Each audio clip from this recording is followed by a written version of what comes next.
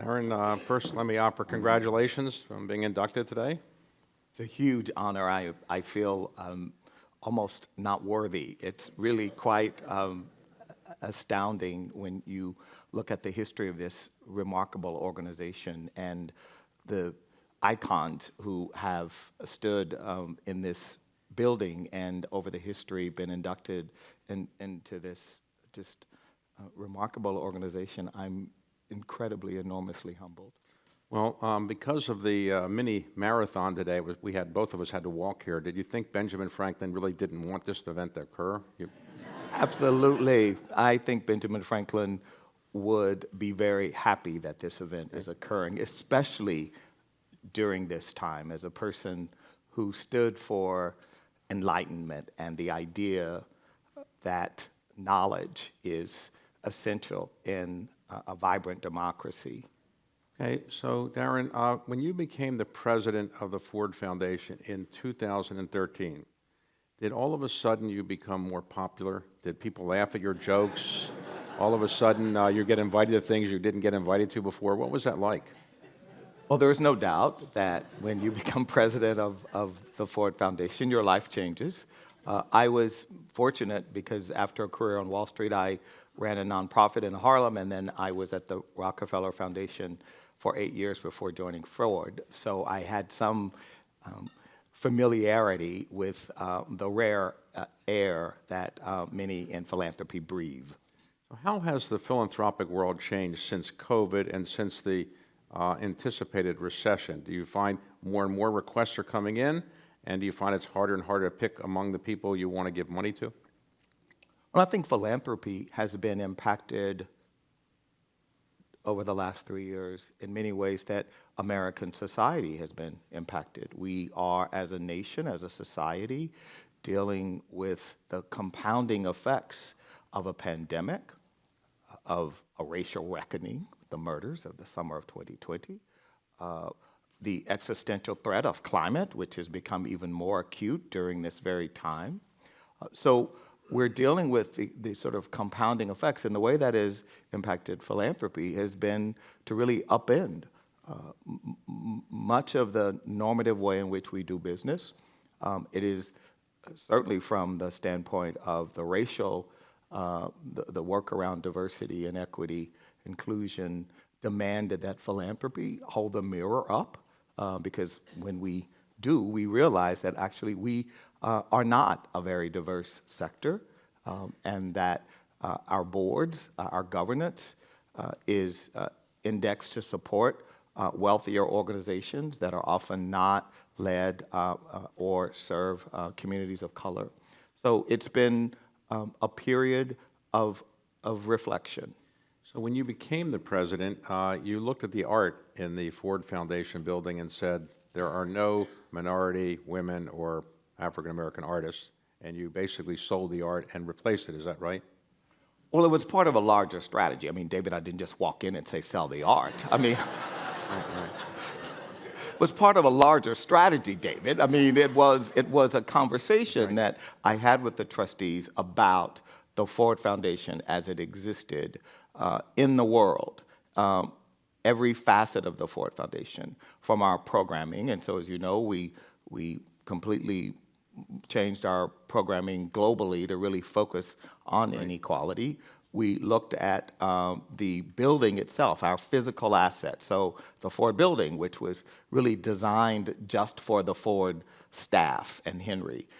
Included in that was the Henry's art collection, which is correct.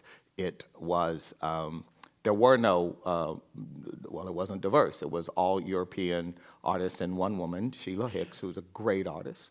And I suggested to the trustees that we might reconsider what actually was on the walls of the foundation, that it was inconsistent with our work around diversity. And so, yes, we deaccessioned and we bought, we sold about 400 works, and we bought about 350, and a majority of those works are artists of color and women artists. So when you were interviewing to be the head of the Ford Foundation, you didn't just say, please give me this job in the interview because I'm good, I know how to run a foundation. you said something different. You said you wanted to change dramatically what the Ford Foundation was doing. Wasn't that a kind of risky approach to an interview? You- Well, I think fortunately I had been vice president. The trustees knew me, and I absolutely had a point of view that I was flexible on, but I think there were certain things that really I felt fundamentally needed to change about the foundation, the hierarchy, the bureaucracy, the sort of arrogant way in which we sometimes presented ourselves to the world, the fact that we didn't collaborate enough with other foundations, and that we needed to cohere a very decentralized, atomized set of grant-making programs into something that was strategic. So famously, Henry Ford resigned from the board well before you were, of course, president. But it was said at the time he wasn't happy with the direction of the Ford Foundation. Was that true? Is that why he resigned? And what have you done to try to get the Ford family a little more connected to the Ford Foundation? Let us just agree that our donor was a difficult personality.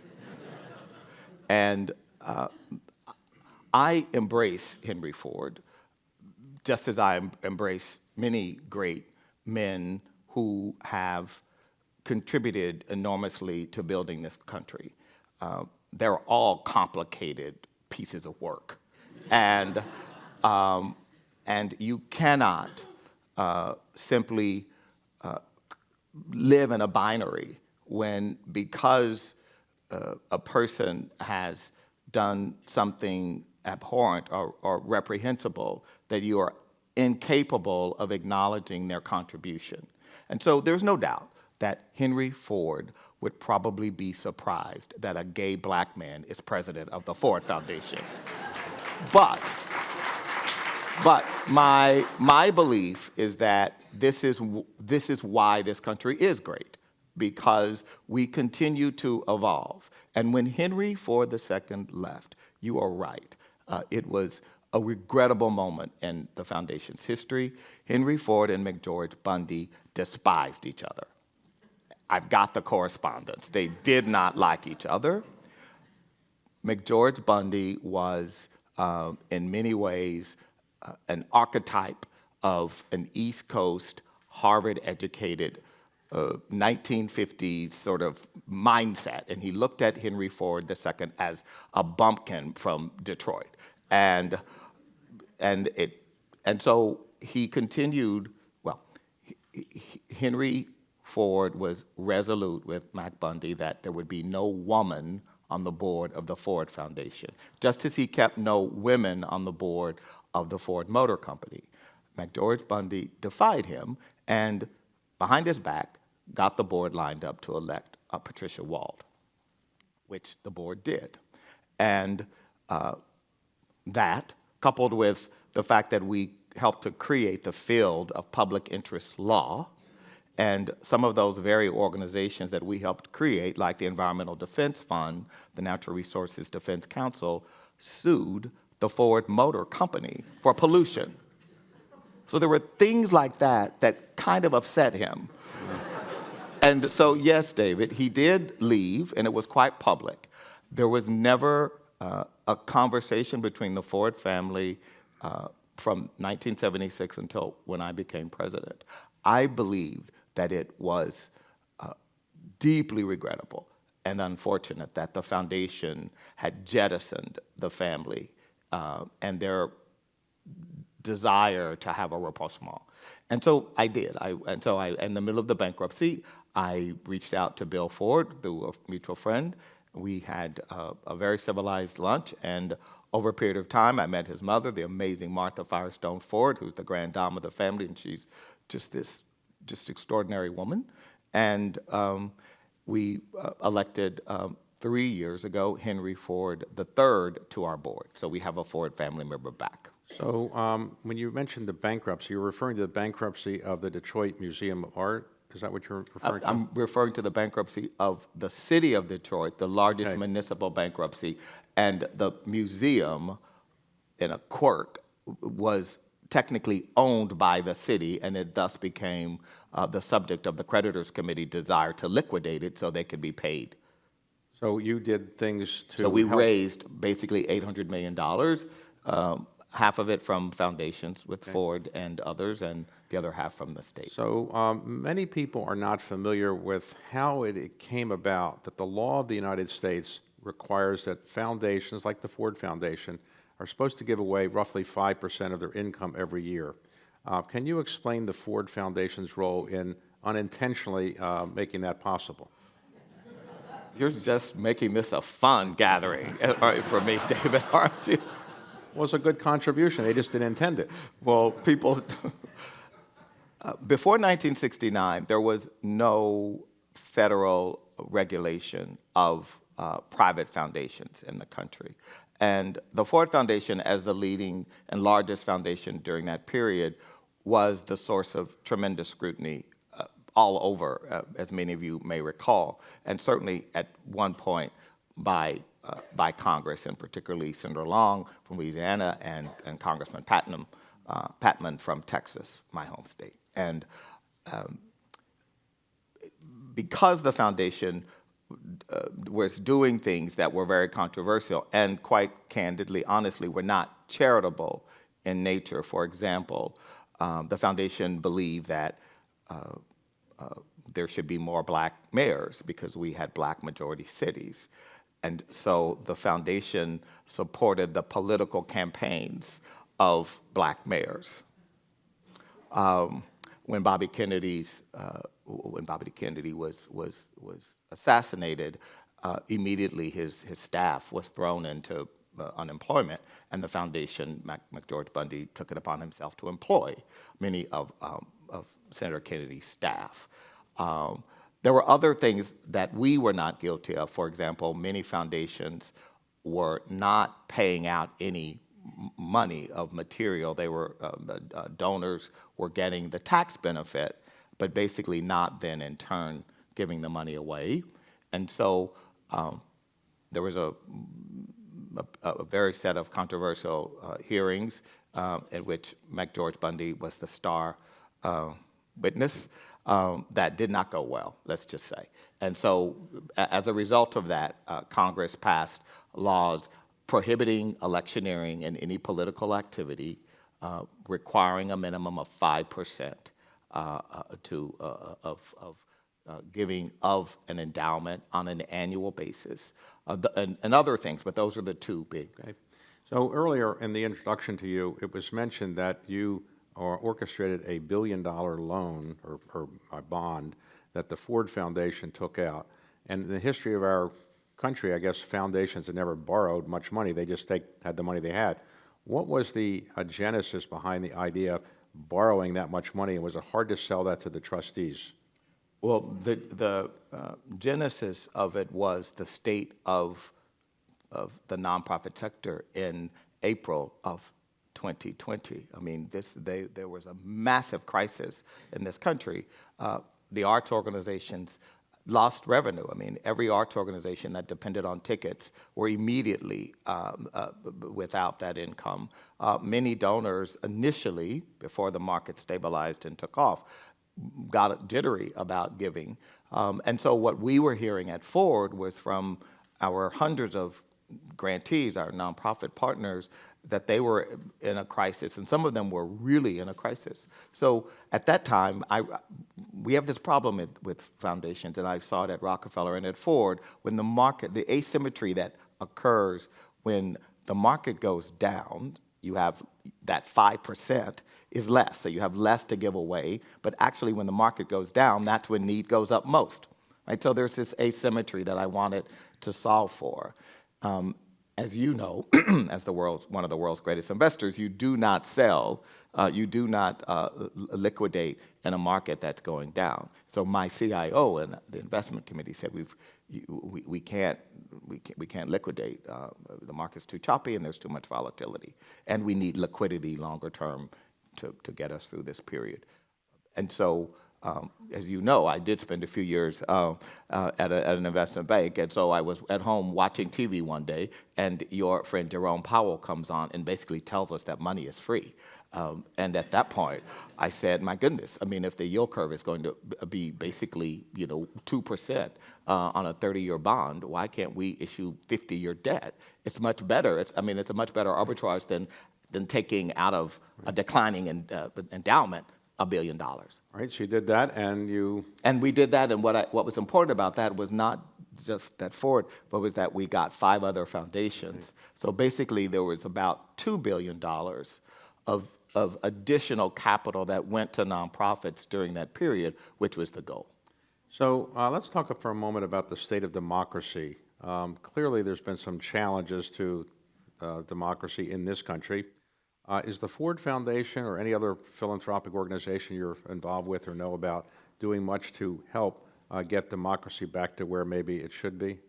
Well, fortunately, Henry Ford left among the things that we were to work on was strengthening democracy. Among the things we do, he probably didn't imagine was that in order to strengthen democracy, we would support the NAACP Legal Defense Fund to sue the states of Alabama, Mississippi, and Georgia for voter suppression. But in my view, in our view, we will be a stronger democracy when more Americans vote. I cannot imagine a more patriotic act, a more conservative idea than everyone in this country should be encouraged to vote. And so we have supported efforts that help to bring about policy to achieve that. That's one. Voting is part of a much larger portfolio of activities that we do around democracy, and not just here, but around the world, because sadly, there are more authoritarian countries today than there were when the Berlin Wall fell. So when the United States has its democratic problems, like where voter suppression, is it harder for the U.S. Government or the foundations like yours to be a leader around the world, saying, here's how you should do your democracy, don't pay attention to what we're doing in the United States, but here's what you should do? Right. I mean, I think it is much harder. One of the reasons I think we were able to support efforts at democracy around the world, most notably in India, but in other countries, was because the United States was such a beacon. This country had as its part of our identity globally to really stand for this idea of democracy. It is much harder. I mean, listen, I was once with a minister in China, and of course we try to do human rights, but as you know, in China, there's no such thing as human rights. And so you come up with ways to talk about it. But the point is, in the midst of talking about this, the interpreter said, the minister would like to remind you that we recently saw what happened with Mr. Freddie Gray in Baltimore, in the police there. What a shame that the American police are doing this. And of course, it's very hard because they do watch CNN and they do see what's going on in America. That makes it harder to do our work. So our country was born with a birth defect, which was slavery, and we've not really overcome the racial tensions that still exist because of slavery and other related things. But I would like to ask you on racial matters, what is it that with the George Floyd murder that made business people all of a sudden say, okay, let's have more African Americans on the board. Let's do things differently. Why was it a murder just a few years ago that changed the perception, at least the business community, that they had to do much more than they had been doing? Well, I think it was because we all got to see it. I mean, we were all at home, and business leaders watched literally an officer of the police take the air out of a human being on camera, fully aware that he was being filmed and seeming to have a sense of impunity, which is in some ways a metaphor. So I think the business community, many business leaders, as you know, I'm on 3 corporate boards, and certainly I can speak for those companies in terms of what the CEOs, but also many people you and I know who were really disoriented by that. There were also receiving a lot of pressure because all of the companies, at least the large public companies, have employee resource groups now, which they used to not have. So the ERGs were putting pressure on, and the media. I mean, the media was relentless. And then you had people inside, like me, who said, as I had been saying, it is not diversity to have one black on your board. That's tokenism. Let's really define things for what they are. And I think there was a lot of effort to raise awareness about things that were just under the veneer of civility and of our business norms. So let's talk a moment about your background and how you came to the position you are. You grew up in Texas, is that right? And a privileged background? No, listen, I mean, David, I'm very lucky, right? I mean, you and I are both very lucky, and probably many people in this room feel that we are so lucky to have been born in this country, that I know that my story could only be possible in America. And so I am deeply grateful for that mobility escalator.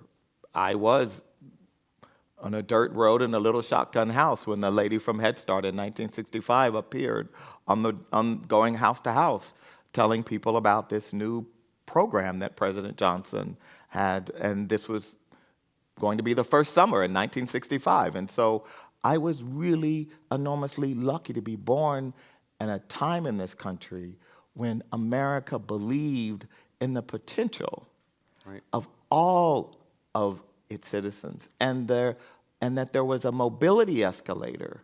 There wasn't so much inequality.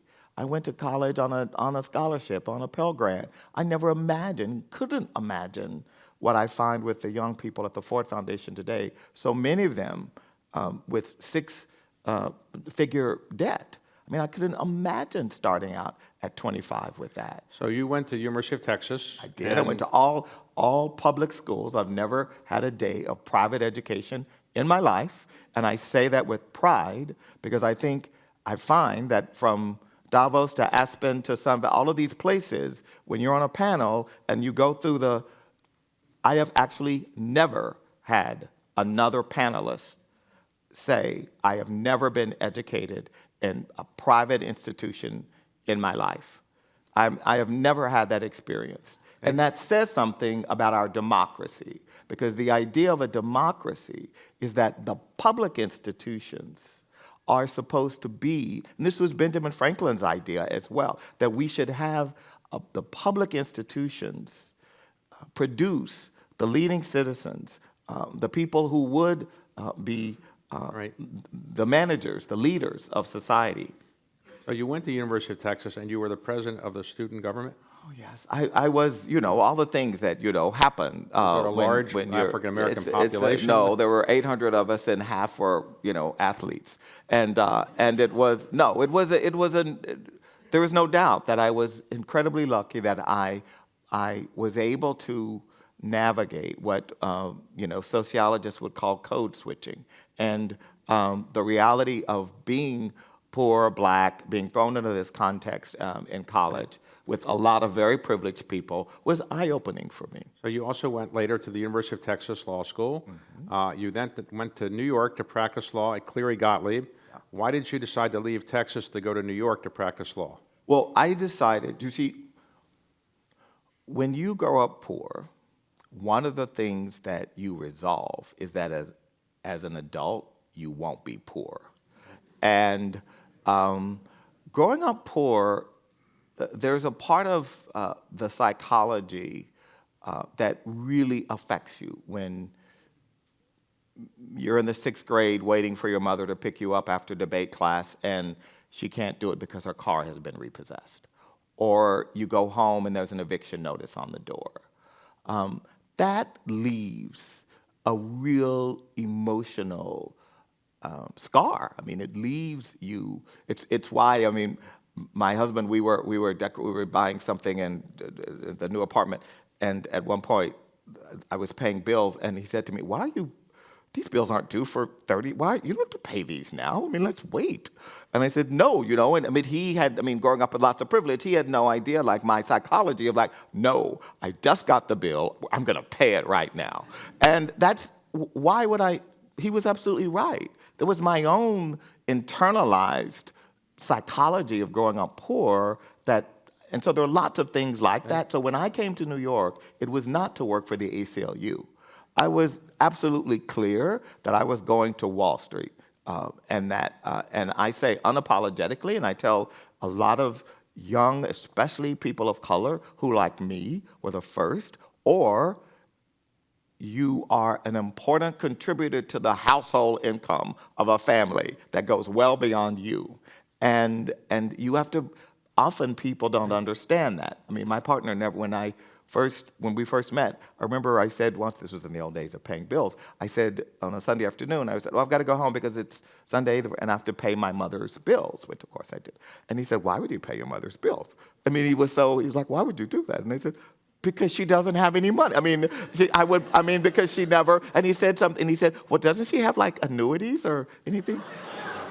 And I remember saying, well, to him, who grew up with lots of privilege in Bedford, New York, and Chappaqua, New York, where these people, and of course, he had no concept that, I actually supported my mother and was paying for my sister to go to college, and he was like, wow, that's like amazing. I never heard of anyone doing that.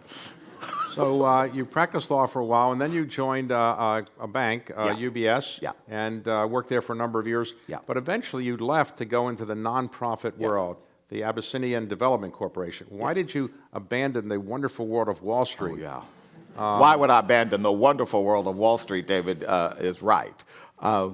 Look, for me, it was never about piling up money.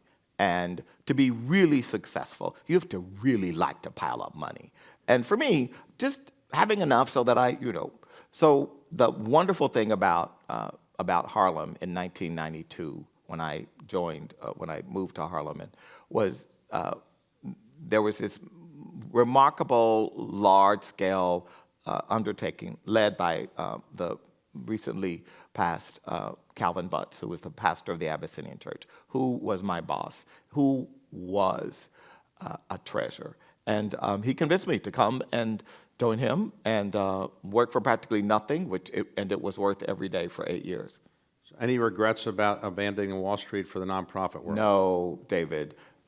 There is no regret. Okay. It was a great experience. It gave me great exposure. It allows me now, when I am in places with people who make what are actually erroneous statements about the markets or about how companies work that are really ill-informed, I'm actually able to say, actually, that's not the way it works. I mean, you don't understand. You've actually never worked for a company before, so really understand it before you make these So an important statements. part of your life as well has been art, and you and I are both on the National Gallery of Art. You are our esteemed chairman. Yeah, but you're the driving force. So No, I am not the driving force. I am the thorn. I mean, I am the troublemaker. That's why you say that gently and kindly. But you know everyone in the art world. What is it about art that is so appealing to you, and why do you spend a fair amount of time on art? Because art matters. I mean, the road to justice leads through art. You can't have a society, I mean, without the arts, without the humanities, you can't have a people who are empathetic, who are capable of seeing all sorts of things that they might otherwise not see. And whenever I see a leader who speaks of others inhumanely, who uses language about other human beings that degrade them, and just incendiary things, I always say, that leader has never read a beautiful piece of poetry. They've never stood before a great work of art and just sat on the bench and reflected on it. They've never seen a great Balanchine. They've never seen Serenade with Stravinsky and Balanchine, and they've never experienced. What a shame for them, because if they had, they might be more humane, and they might be able to see the humanity in others. It's one of the things I often do. I think I live in a bubble. I live in Manhattan. I am black. I'm gay. I run a progressive foundation. And I know I live in a bubble. And I know that most of the people in my milieu are completely disconnected from what is happening to the guy in Kansas or Ohio who is worried about his job, who is worried about whether or not there is a mobility escalator for his children. And that person deserves empathy too, and deserves to be understood too. Not in binaries, oh, they're just, uneducated, stupid Trump supporters. No, that is not the case. So there was a 60 Minutes piece on you not too long ago, and in it your mother appeared, Yes. and she must be very proud of you. So you're still helping. My mother is proud of that story because, as Leslie Stahl said, my mother stole the show, and I said, "Welcome to my world," and so that is what my mother is most excited about, because the taxi driver the other day said, "I saw you on 60 Minutes, and your mother was amazing," and, and I was like, So does "Welcome to my world." Does your mother have a It's card? always about Beulah. Does your mother have a business card that says "Mother of the President of the Ford Foundation" No, or something? My mother is, as you can imagine, it wasn't the first time that whatever I was doing brought some attention to my mother that she basked in. So does she still call you with advice from time to time? Yes, my mother is a particular kind of black woman who grew up in Louisiana in the literally dirt poor, and like so many parents of people of the Depression, black, white, all sorts of, who can't believe the lives their kids have. I think look around this room. I'm sure many of you, your parents can't imagine the lives that you lead and the comfort that you have. My mother said to me once, we named our dog for my mother, and initially she said, the ladies at church said I should be insulted. And then she came to New York and she saw the way Beulah lived, and she was like, oh my God, this dog lives with the luxury that I could never have imagined. So you've been the head of the Ford Foundation since 2013, right? So how much longer do you want to stay? Another 10 years? No, definitely not. I think the problem is exactly where we started. To be president of a large foundation is an intoxicating experience. Every day, at least for me, is this seminar. And when you are at a foundation like Ford, where on one day you could have Reginald Dwayne Betts, who I understand some of you saw here. You can have grantees like Dwayne Betts. You can have luminaries, the wonderful Gloria Steinem, come for lunch to tell you about the beginning of the women's movement, to these amazing academics, from Condoleezza Rice to Henry Louis Gates, who we've supported over the years, come and give a lecture on whatever. And it's a seminar every day, and you travel the world, and we have offices in 10 regions of the world.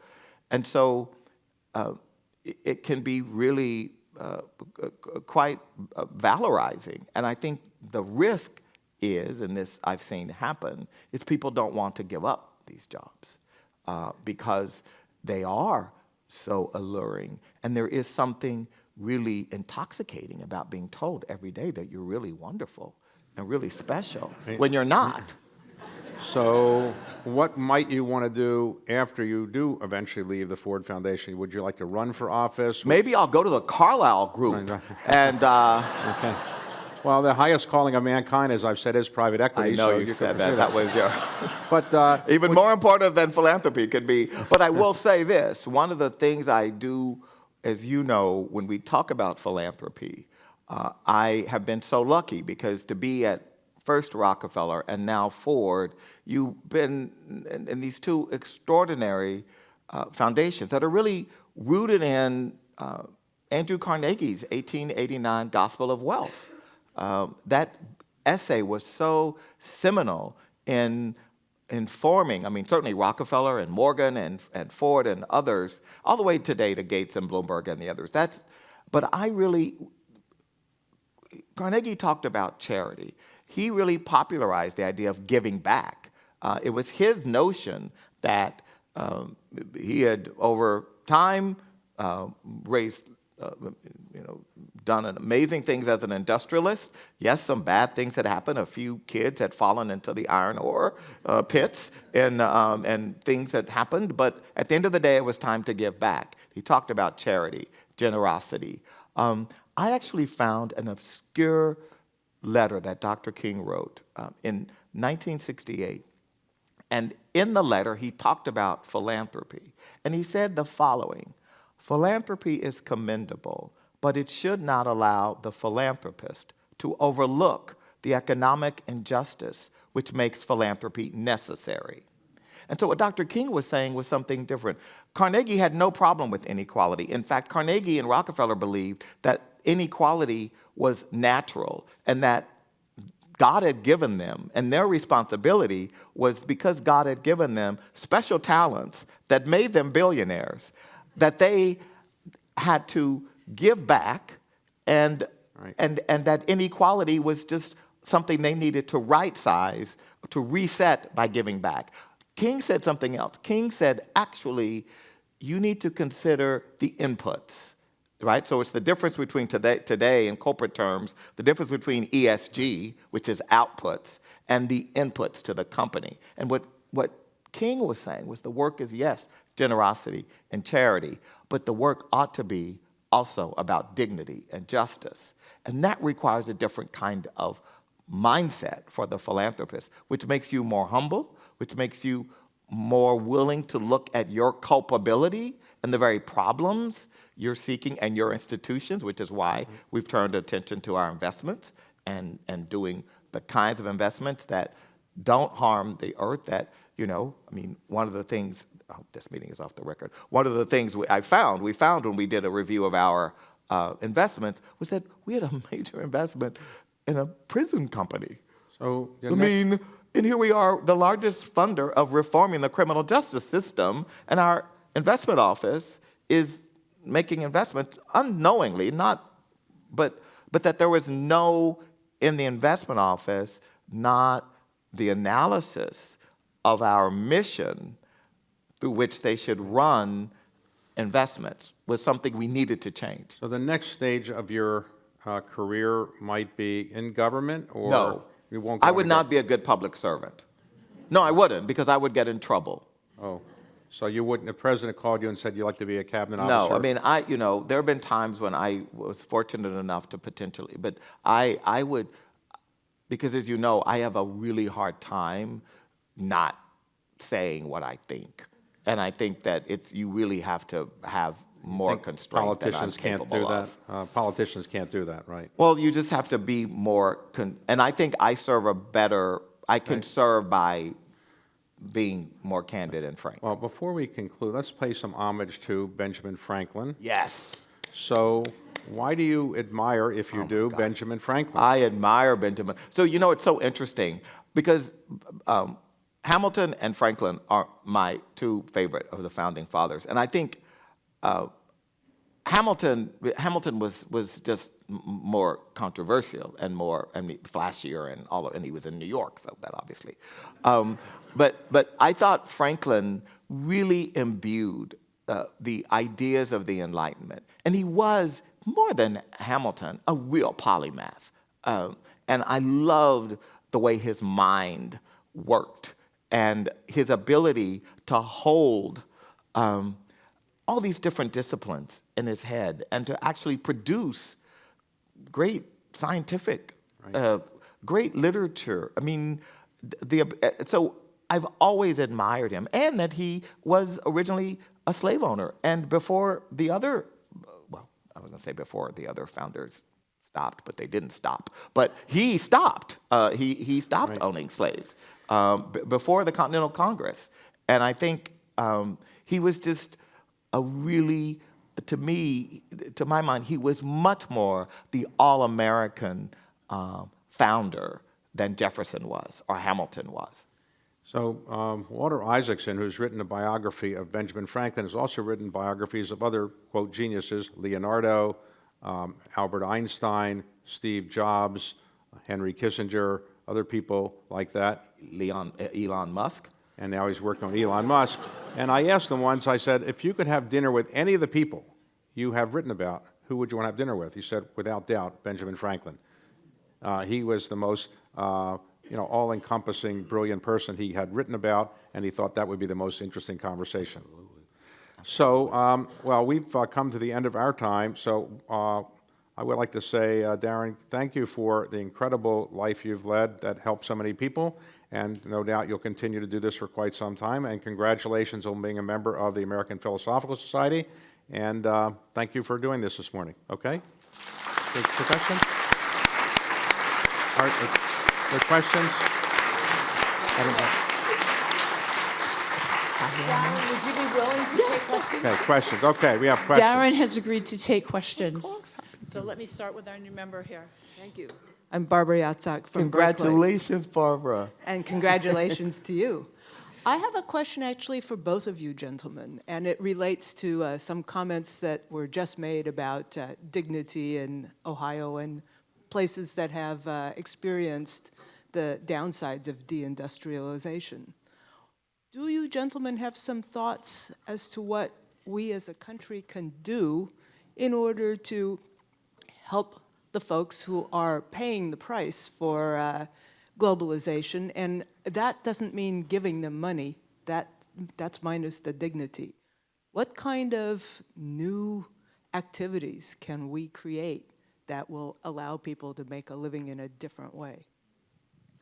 Of course, if I had the answer for that, I would be in New Hampshire and I'd be in Iowa. There's no easy answer. Globalization is a word that is a wonderful word for some people, but a curse word for others.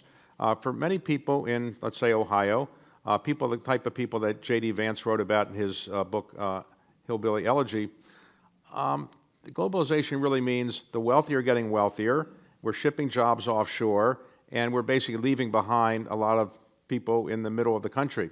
And I don't think there's any easy answer for that. We are trying to do more in, quote, industrial policy, make chip manufacturers manufacture chips here, but that's going to take a long time, and we'll see whether that works or not. I think there's a big problem, and I don't have an easy answer for it. I don't think any politician in Washington does, but we should recognize that globalization is not a word that people really enjoy in some parts of the country. It's led to low inflation for many years, but now as we deglobalize, we're probably going to have more inflation as a result of bringing more things back into the United States. We've lost our ability to be the manufacturing hub of the world, and I think we can be the service country of the world, we can be the intellectual leader of the world, we can be the technology leader of the world, but I think hardcore manufacturing is just harder to do here in a sustained way compared to other countries. So I don't have an easy answer for it, but it's a problem because essentially the Donald Trump constituency is a lot of the constituents that I think feel left out. The people that feel globalization left them behind, to my view, is the core of his own constituency. I would say that the very economic system and the design of it, which, as you say, David, rightly, produced low interest rates, the rapid growth of assets. So people like you and me who have assets, we did really well. The people you are speaking of, the people back in my hometown of Goose Creek, Texas, where there used to be a plant that is no longer there, a U.S. Steel, they are left behind. And we cannot simply say we need to just transition. I mean, economists will sometimes say, well, there's just going to be slack in the system. Well, that slack are people, are American citizens whose lives and communities are being destroyed. And so we have to, jobs are the most important vector for stability and pride in an individual and in a community. So if we can't figure out, and David's right about the manufacturing jobs have moved on, we need to have a proxy. We can't simply say, we certainly can't say we're going to cut unemployment benefits and the safety net for people while at the same time having jobs shipped overseas. That's irreconcilable. And it's true, David, that may be the former president's, but there are a lot of people who go beyond his constituency who feel left out in this country. And I think as a nation, we are at risk if we ignore these communities and the people who live in them, or we just write them off as a political people we disagree with. Yes. Hi, I'm Howard Gardner from Cambridge. Thanks for the very informative conversation. I have a question about philanthropy. For most of the 20th century, you had the great foundations, of which Ford was one, being the major source of cutting-edge thinking and investment. And now, of course, both in the United States and the world, we have people who have multiples of $13 billion. And we could say, well, there's more money, that's good. But I'm interested in what each of you think are the problematic aspects of that and what one might do to lessen the problematic aspects of people with infinite amounts of money and no particular help in thinking about what to do except whoever catches their eye. Thank you. The question was, Sure. So I'll start, and David, I think the go question ahead. of all of the aggregated wealth Right. that we're seeing today, and it is so true, Howard, as you know from your many years there at Harvard, this is something almost unprecedented because in past generations you might have Carnegie, Rockefeller, more, but we've lost count of the number of billionaires there are. And the public, again, for in part the reason we were just describing, the public has grown more cynical about aggregated wealth by an individual or a group. And I think it is a problem, and it should be a problem. It should be a problem because in a time of growing inequality, when the average American feels farther and farther left behind, and every month there is a new young 35-year-old billionaire who says, I'm going to fill in the blank, fix public schools or create something in my honor. It is really frustrating. And I think among the things that I hope I can contribute to is encouraging those new donors, those new philanthropists, to not believe they have the answers, because that's one of the challenges that is very different. Carnegie and Rockefeller and Ford, while they were the masters of the universe, I mean, John D. Rockefeller did not believe that because he figured out how to refine oil out of the ground, that he also could fix schools, that he hired the very best experts and he listened to them. One of the problems with new philanthropy, and particularly some of the tech billionaires, is that they believe that they have the answer.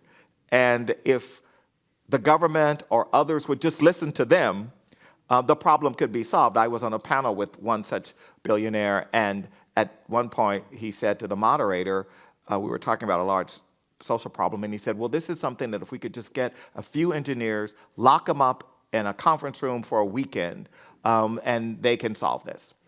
They could solve this. And I said, well, they could solve it if there's a poet, a political scientist, a lawyer. I mean, if they're all in a room together. But actually, a hackathon is not going to solve this problem.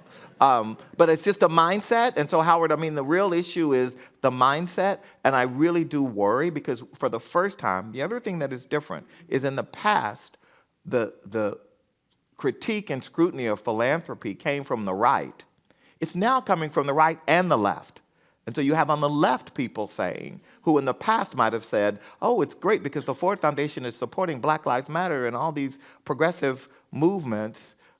No, they're not all saying it.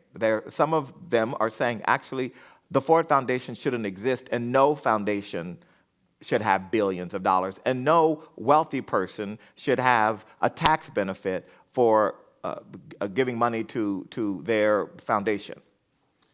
The world has changed a fair bit. Let me just give a couple comments on that. When John D. Rockefeller was at his height, he had roughly 3% of the GDP in net worth. So 3% of the GDP of today, the GDP is roughly $22 trillion. It's 3% of that would be staggering. Nobody has that much money. On the other hand, there are so many more people than there were then who have wealth. And to illustrate this, when the Forbes 400 was created in 1981, to be on the 400 wealthiest people in the United States, you had to have a net worth of $150 million. Today, you need to have a net worth of about $2.2 billion to be on that list. So it's just staggering how many people have net worths of more than $2 billion compared to the Rockefeller time. And everybody who has net worth of billions of dollars thinks they're a genius and they're going to solve all the social problems through philanthropy. The alternative is really, in my view, you tax people much more and they don't have money to give away and let the government give it away. But a lot of people would say that's not a better solution either. So there's no easy answer for it. I think our system works reasonably well. We are the envy of the world in philanthropy. We give away a higher percentage of our money than any other country in the world by far. About 2.2% of GDP is given away every year by Americans. It's still, that dwarfs any other country.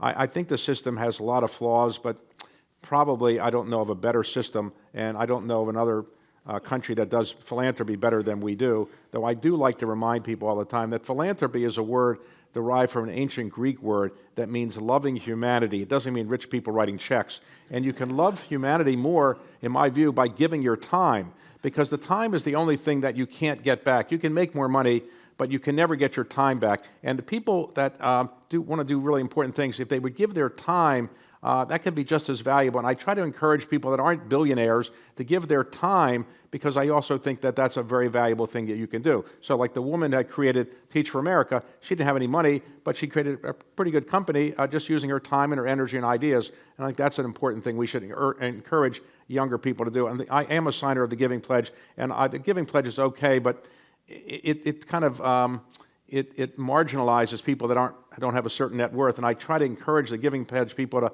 say, look, if you don't have $1 billion of net worth, that doesn't mean you can't be a philanthropist. And let's encourage people who are more modest in their net worth to give away some money and give their time. So far, that hasn't produced that much effort by the Giving Pledge people to do that. But I do think we ought to encourage everybody to do more, not just the wealthiest people.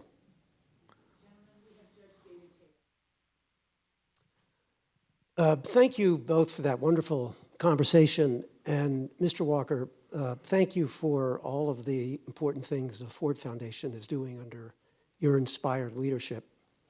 I have a question about affirmative action. Mr.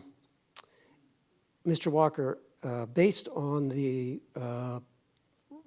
newspaper reporting of the oral argument in the Harvard and North Carolina affirmative action cases, we expect the Supreme Court will soon prohibit universities, both public and private, from taking race into account to promote diversity. Would you talk about that for a few minutes?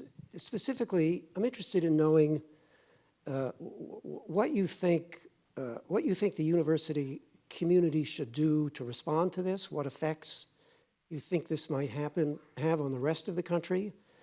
And also, what do you say to people, many of them good people, who say it's time for our country to move beyond race? Thank you for that very important question that I think is on the minds of many people who obviously are at universities, but more broadly. First, I begin with my view that it is regrettable that diversity as a word, a term, a concept, an idea of social practice was introduced into the lexicon, into our public consciousness in a case, the case of Alan Bakke versus the University of California Board of Regents, when Mr. Bakke, who had higher MCAT score than many of the African Americans who were admitted, and he was denied admission. And that Justice Powell, in responding to and attempting to craft a legal rationale for why it was constitutional to consider race, not quotas, but to consider race, said that there is a compelling state interest in diversity. That is how we came to know what diversity in the social and certainly in the context of universities, that the state has an interest in diversity, and that in a democracy, this is a reasonable idea, and that racial diversity in a country like the United States with our particular history was an objective that was laudable and appropriate and constitutional. So the way the public came to understand diversity was that it means that someone Black who is lower performing, has lower scores, and who is less qualified will have the opportunity, the job, the admissions to school. And so it created that, and it is with us today. And I see it because I am fortunate enough to be in different contexts, from the corporate boardroom to the cultural organization boardroom to running a complex organization myself. And sometimes you can see people when the word diversity is mentioned, the mechanisms in their head, even though it may not be projected in any way, what it means is that we have to talk about letting in less qualified people. Well, be really clear, less qualified Blacks. Because diversity has never been an issue when it comes to gender. And then we know when you speak of affirmative action, as you know from the data, white women have been the greatest beneficiary of affirmative action. But where we are today, it is clear that from a perspective of jurisprudence and where this court is, race and programs that consider race as an element in a decision of admissions to a university will be deemed unconstitutional. And the goal, of course, as we know for those conservative litigation organizations, is to make consideration of race unconstitutional in any sphere of American life. That actually the long-term objective, and many of the organizations like the NAACP Legal Defense Fund and others have demonstrated pretty empirically in terms of what's coming up through the circuit courts and the cases being filed, that the ultimate objective. So I just left a corporate board meeting where the company, which does not have a great record on promotion of Blacks, has a program now where we are saying we want to produce more Black managers in the future. The goal is to have programs by private companies like that deemed unconstitutional and not permissible, so that across all of American society, we will not be able to consider race in any sphere of decision, of admission, promotion, et cetera, et cetera. So I am deeply troubled. I am deeply troubled by this notion that consideration of race in a nation with our history is unconstitutional. And I understand from the standpoint of legal originalist thinking why you could come to that. But I do not see how a democracy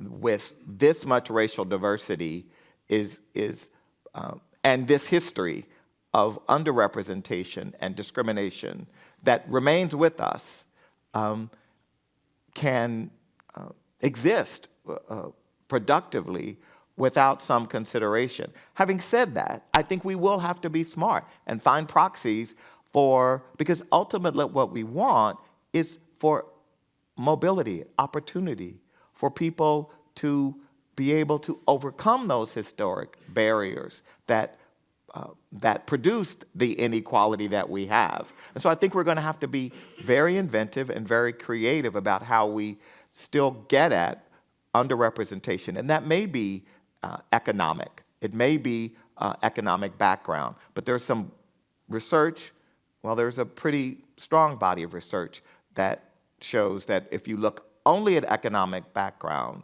that you do diminish the impact and the promotion of African Americans. Questions? Thank you. This is Nina Jablonski from State College, Pennsylvania. My question is about critical race theory.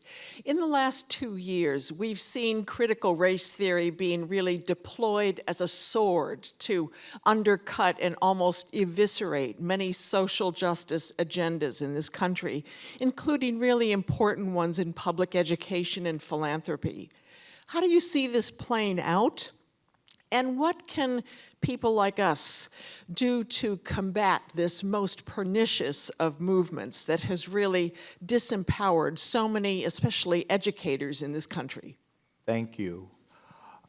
Professor Kimberly Crenshaw, who was, I think, along, of course, with Derek Bell at Harvard, the two preeminent thinkers on critical race theory, which is a legal theory.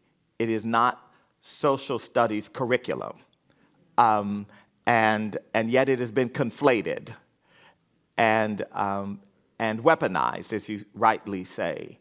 And it is unfortunate. I mean, we have supported Professor Crenshaw and her institute and continue to support her work because it is very important that legal theory continue to evolve. And so I think the people like you have to call out and respond to, recognizing that, I once gave a talk and it was at a university, and the president said to me, because I talked about inequality and the pernicious harms on our democracy of inequality, and the president said, well, thank you, that was very powerful, and everyone loved it, you got a standing ovation, et cetera. And I said, well, university presidents used to give talks like that, and their response was, I couldn't give a talk like that. I'm in the middle of a capital campaign, and there is no way I could afford to offend many of my donors, because if I said some of the things you said, it would absolutely offend some of my donors, possibly some of my trustees. And I thought to myself, what a shame. What a shame, because we desperately need universities, leaders, the academics who, this was Benjamin Franklin's idea, that universities were the platform of transformation of society, were the platform upon which social progress was built, and that the faculty, the students, would be the progenitors of new thinking and of radical thinking, of very radical thinking, like the kind of thinking that Benjamin Franklin produced that was deeply radical. And it is a shame. Again, this is what happens when inequality it is one of the pernicious impacts, is that the balance of power begins to aggregate around fewer people who have an inordinate amount of wealth. And when capital becomes the only currency ideas lose their currency when capital becomes the currency, right? And so I think universities have to say, at the end of the day, it's not capital, it's ideas. And if you make it impossible for ideas, all kinds of ideas, so this isn't just liberal ideas, all kinds of ideas, radical ideas. And I just think that you have to, there's no option but to be who you are called to be. And that is the work of people in the academy. It's the work of university presidents who can be courageous, because it requires courage now in ways in which it did not in the past. Let me just add that one of the problems with critical race theory is the three words. They're all words that get your back up if you're not predisposed to listen. So critical is not a loving word. Race is a word that gets people's attention. And theory says, well, it's not factual, so it's just a theory. Let me illustrate this. If you choose the right words, you can have a much better impact. So, for example, we used to have a thing called pork barrel legislation. You all probably know what that is. Nobody likes pork barrel, but we relabeled it infrastructure. And infrastructure, everybody loves infrastructure. Who doesn't love infrastructure? It used to be pork barrel. In my world, if I tell you I'm from private equity and I'm doing the highest calling of mankind, you laugh, because private equity people don't have the best image. If I tell you I'm from a family office, I'm investing on behalf of a family office, you say, well, family office, who could be against a family office? It's the same thing. But you have to use different words that are going to have a softer meaning. And when you use the words critical race theory, you have three buzzwords that I think set people's backs off. I wish somebody could come up with a better description of it that would be less, I would say, offensive to some people. I'm not against what critical race theory is in some respects, but I think they haven't done a good job of using the right words. They should find an infrastructure equivalent. I actually, of course, Debbie, I actually think critical. This is a great word. I remember being introduced to this idea of critical thinking. I had this amazing philosophy professor at the University of Texas, Professor Galinsky, and the idea of being a critical thinker and not just accepting or presuming that what you're being told is necessarily right. Always right and just the ability to be in a space, and it happens to me, and I think often, I will be in a place, and I think because I'm black, sometimes, you and I were at this place in Palm Beach once, and do you recall, I know that the critical thinking in my head was what was leading me to say, I have to get out of this place. Because I was just thinking about context and thinking about a lot of things, and it was the critical thinking in my that made me think, well, this is probably, and so I actually think race, you're right. In America, you say race, and it is problematic for a lot of people. Not all of us, but it is problematic. But theory, we relish theory in this country. We need theory. It is theory that has helped propelled our ideas to concrete programs, concrete actions. Some theory undergirds that. But sometimes the word theory means it's not actually proven, and therefore... That's right. No, and that's right. So it gives people a chance to say, well, it's just a theory. If it's a fact, it's different. So it gives people who are opposed to it an opportunity to slip in there and say, well, it's just a theory. You're absolutely right. So anyway, I'm just saying they should... Look, when people want to sell a product, what is the best way to sell a product? There are two words that advertisers use, and these words work all the time. One is new and free.